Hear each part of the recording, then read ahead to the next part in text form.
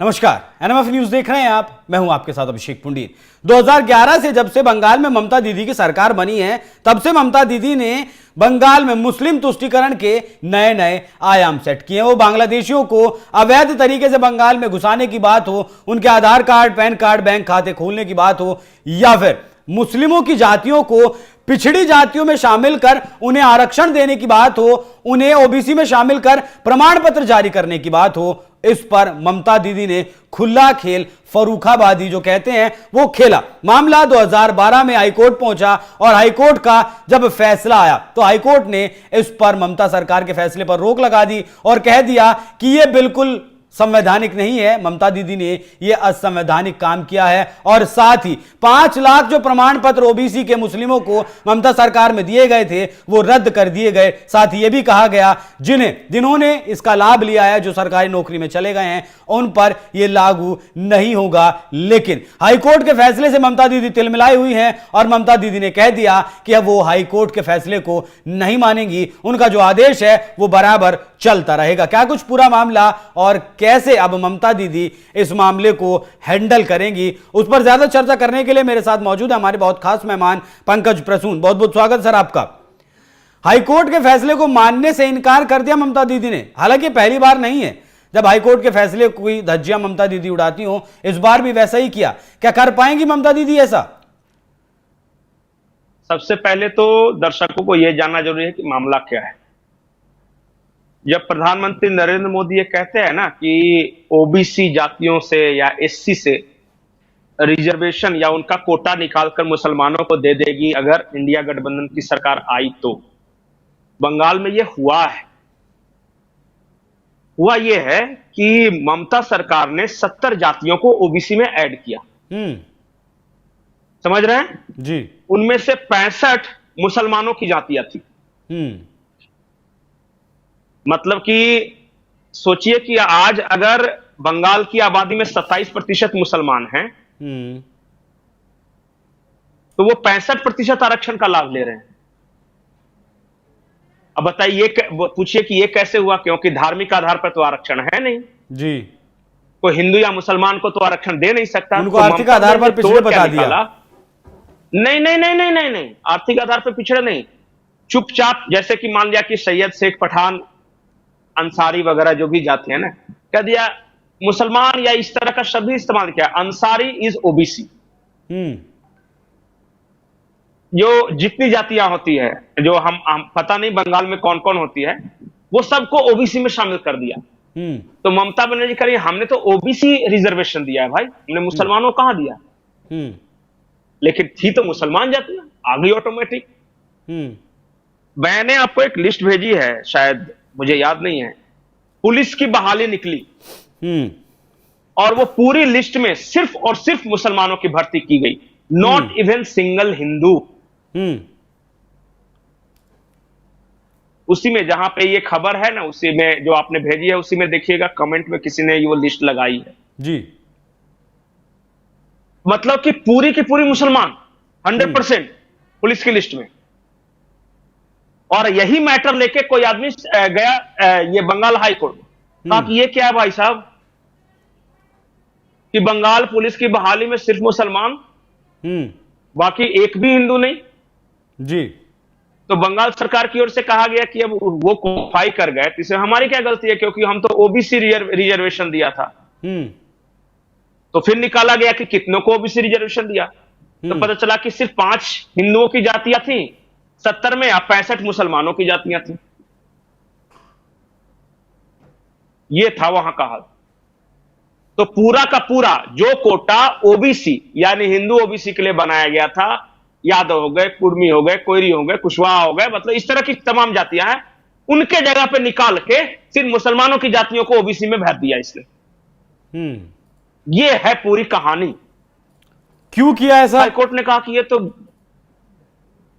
अब ये क्यों किया, जरूरी तो सवाल है ना पंकज जी। 27% कर दिया वो ठीक है, लेकिन क्यों किया, जरूरी सवाल तो वही है। इसका जवाब यह है कि 27% मुस्लिम भले ही जातियों में विभाजित हों, सरकारी नौकरियों के लिए वो फलानी जाति ये करके अपना आरक्षण कर लेते हैं, लेकिन वोट देते हैं मुसलमान के नाम पे से कि इस्लाम। मैं हूंगा धानुक जाति का, मैं हूंगा अंसारी, मैं हूंगा सैयद, मैं हूंगा शेख, पठान, लेकिन वोट मुसलमान के नाम पर दूंगा। और हिंदू कैसे है? मैं राजपूत, मैं भूमियार, मैं ब्राह्मण, मैं लाला, मेरा टिकट नहीं दिया, मेरे बाप को नहीं पूछा, मेरा घर में बहू को आके प्रणाम नहीं किया, ऐसे करके बिखर के है। इस तरह वोट करते हैं।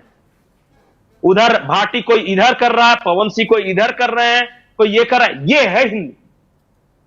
क्यों नहीं जी? उठा के भर दिया कि जो हमको दे रहा है सॉलिड उसको दे देंगे रिजर्वेशन। अब तुम पहले फैसला कर लो कि तुम्हारी जाति को टिकट मिला, तुम्हारे कास्ट को मिला कि नहीं, तुम्हारे गांव को मिला कि नहीं, तुम्हारे गोतिया को मिला कि नहीं। करते रहो बगावत का झंडा बुलंद। लेकिन ममता दीदी का तो जो हिंदू तो अहंकार है वो हमेशा अभी जात भी के कम होने आधार का पर नाम वोट नहीं ले देता रहा है। है। वो साफ इनकार करिए, वो नहीं मानेंगे होना नहीं भी हाईकोर्ट नहीं के चाहिए। फैसले को। नहीं मानना भी नहीं चाहिए। उसका सॉलिड वोट बैंक है। कैसे मान ले? 27% वोट एक तरफ गिरता है, ममता बनर्जी की तरफ। और यहां पता चला कि जाति जाति में विभाजित है। हिंदू होकर कभी कोई वोट दिया है क्या? एक बार जिंदगी में कि मैं हिंदू के नाम पे दे रहा हूं? तो यहां अपनी जाति के नाम पे मेरा कोई चौधरी खड़ा है कि नहीं, मैं देखूंगा मेरा कोई सिंह खड़ा है कि नहीं। तो कोई बोलेगा कि मेरा कोई ये जाटव खड़ा है कि नहीं, तब मैं दूंगा। ठीक है पंकज जी, एक बार ममता बनर्जी को सुनिए। डिवाइड तो तुम खुद हो, पंकज जी, डिवाइड तो तुम खुद हो, दूसरे को क्या दोष देना? पंकज जी एक बार ममता जी को सुनिए। এইটাই আজকে কোর্টকে দিয়ে করিয়েছে। কোর্টের সবাই খারাপ নয়, আমি কোর্টকে সম্মান করি, কিন্তু যে ব্যক্তি এই রায় দিয়েছে যে ওবিসি রিজার্ভেশন থেকে মুসলিমদের বাদ দিতে হবে, আমি তাদের রায় মানি না, আমি মানব না। ওবিসি রিজার্ভেশন চলবে, এর জন্য উচ্চতর কোর্টে যেতে হলে যাব। এরা আমায় চেনে না যে আমি মাথা নত করার লোক। भयंकर गुस्से में नजर आ रही हैं पंकज जी ममता दीदी। नहीं वो बोल रही थी कि मैं कोर्ट का सम्मान करती हूं, लेकिन ओबीसी रिजर्वेशन को लेके कोर्ट ने जो भी फैसला सुनाया है आमी मानबो नहीं, मतलब नहीं मानेंगे। हाँ हाँ वही बात है। हाँ नहीं मानेंगे तो क्या सुप्रीम कोर्ट जाएंगे अब? क्या करना है कर लो। नहीं सुप्रीम कोर्ट जाएंगे, लागू करती रहेंगे, फिर जाएगा कोर्ट में कोई केस लेके, फिर होगा, तब तक चलता रहेगा। अच्छा ये बताइए, मुस्लिम जो वोट बैंक है बंगाल का, उसके पास ममता दीदी के अलावा कोई ऑप्शन नहीं है? है ऑप्शन, सीपीएम ऑप्शन है, अधीर रंजन चौधरी की कांग्रेस ऑप्शन है। लेकिन अधीर रंजन चौधरी के तो इतनी बेइज्जती की है मल्लिकार्जुन खड़गे ने। हाँ अरे अधीर रंजन चौधरी वहां लड़ रहे थे वहां की सरकार के खिलाफ, क्योंकि as a opposition you are suppose to fight government. ठीक है, तो अपोजिशन में बैठ के अधीर रंजन चौधरी करते क्या? अब क्रिटिसाइज कर रहे हैं तो कर्नाटक के 80 वर्षीय बुजुर्ग मल्लिकार्जुन खड़गे को तकलीफ हो गई कि भाई कांग्रेस का हो के हमारे संभावित पार्टनर दिल्ली में संभावित पार्टनर के खिलाफ कैसे बोल सकते? तो उन्होंने कह दिया कि भाई अगर ममता बनर्जी की बुराई करनी है तो चले जाओ भाजपा में। अधीर रंजन चौधरी को धमकी दी जी। अब अधीर रंजन चौधरी दो मुसीबत में कि मुर्शिदाबाद से लड़ते हैं चुनाव और कांग्रेस के नाम पे मिल जाता है कुछ मुस्लिम वोट। तो भाई बीजेपी में कैसे चला जाओ, मुस्लिम वोट नहीं मिलेगा। और ममता बनर्जी को ना क्रिटिसाइज करूं तो फिर मुझे लोग जिताएंगे क्यों टीएमसी के खिलाफ? यही राजनीति चल रही है वहां पे। ऑप्शन है लेकिन देंगे नहीं, क्योंकि आज की में सीपीएम और कांग्रेस बीजेपी को हराने की स्थिति में नहीं है। पूरे देश में मुसलमानों की कोई पार्टी नहीं होती जो बीजेपी को हराने की स्थिति में जिस राज्य में रहता है वो वहां मुसलमान की पार्टी हो जाती है। बिहार में आरजेडी को वोट दे देंगे, यूपी में समाजवादी पार्टी उनकी पार्टी हो जाएगी और मध्य प्रदेश में कांग्रेस हो जाएगी। वो सिर्फ और सिर्फ एक बात पे वोट करते हैं कि बीजेपी को हरा रहा है, बस, और कोई मैटर नहीं। ये जितना पसमानदा सम्मेलन और मुस्लिम भाईजान और योजनाएं, प्रधानमंत्री आवास ले लेंगे, 5 किलो अनाज ले लेंगे, आयुष्मान में इलाज कर लेंगे, शौचालय बना लेंगे, लेकिन वोट तो मोदी के खिलाफ देंगे। स्पष्ट है, इस मामले में कोई नहीं। अच्छा बंगाल के हालात को सुधार भी सकता है कि नहीं सुधार सकता? जैसे ममता दीदी हाईकोर्ट के आदेश को उधेड़ के रख देती है कि मैं मानती नहीं। बंगाल के हालात सुधरेंगे। चाची हो गई बूढ़ी, अब भतीजा है 20 तरह के केस में, ये जाएंगे अंदर आज न कल। उसके बाद बंगाल अपने आप सुधरेगा। देखिए, तो ममता दीदी इस फैसले को माने ना माने से कोई फर्क नहीं पड़ता? नहीं, अभी तो तत्कालिक है, अपनी राजनीति वो कर रही हैं। हाँ। और वो अपनी राजनीति कर रही है मुस्लिम वोट को एकजुट होने की, बीजेपी राजनीति कर रही है हिंदू वोट को एकजुट करने की।